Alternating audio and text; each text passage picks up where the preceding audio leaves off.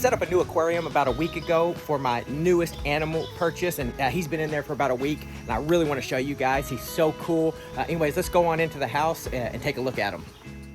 So here he is making his way up onto his basking rock. He is a spiny, soft-shelled turtle.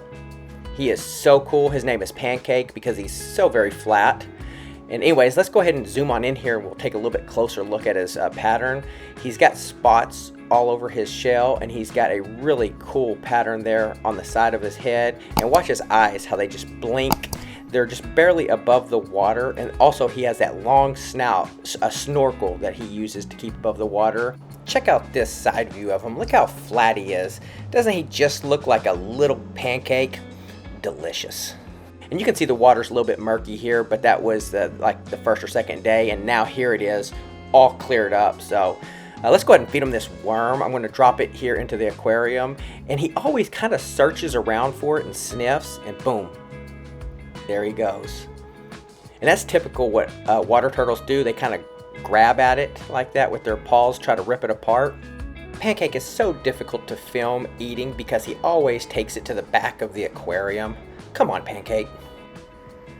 Here I am feeding him a mealworm, and look how he comes right to my hand as I dropped it in. He's not shy at all, and there he goes. Look, he sniffs the sand. I think he's just trying to determine if it's something he wants to eat. But this piece of mealworm was a little bit too big for him. I've learned that I need to break them in half so that they can eat it a little better. I've been used to feeding my snapping turtles, which they will devour anything at any size. They try to tackle any food item. Let's take a look at the snapping turtles. Here's a worm. Look at that.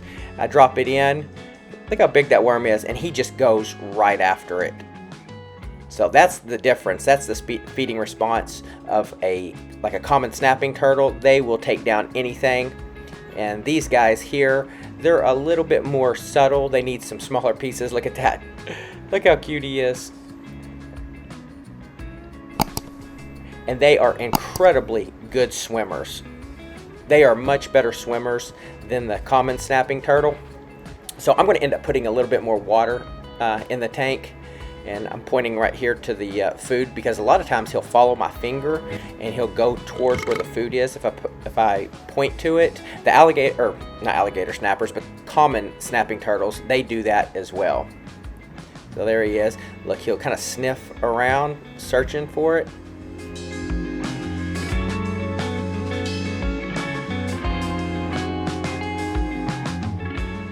And then also I've got, as you can see there, the mosquito fish. So I put them in there so that he would have some entertainment.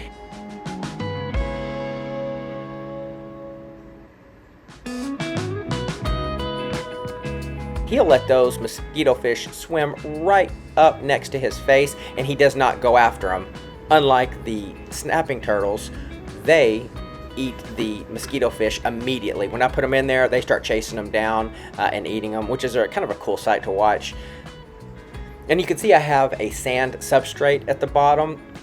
So these types of turtles, the spiny softshell turtles, they like to bury in the sand, but this one has not buried in the sand so far. I have not seen him bury. He's mainly been on his basking rock or just swimming around and exploring. I have not seen him go down into the sand yet.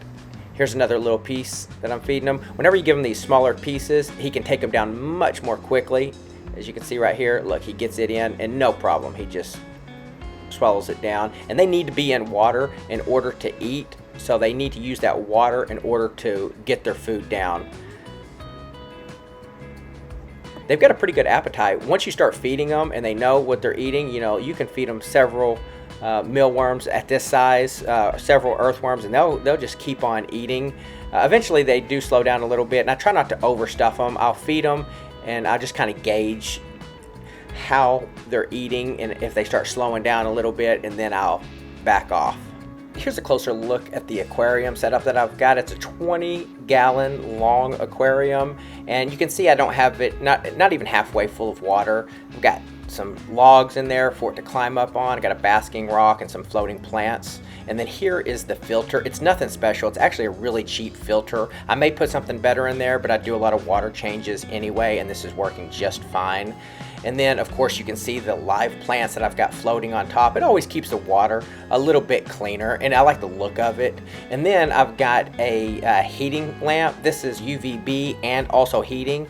And then here is the basking rock. It heats it up to about 90 to 95 degrees, which is perfect for a soft shell turtle. And then I've got a little heater. It keeps the water 78 degrees. It is a preset heater, which means I can't control the temperature, but it keeps it at a perfect 78 degrees.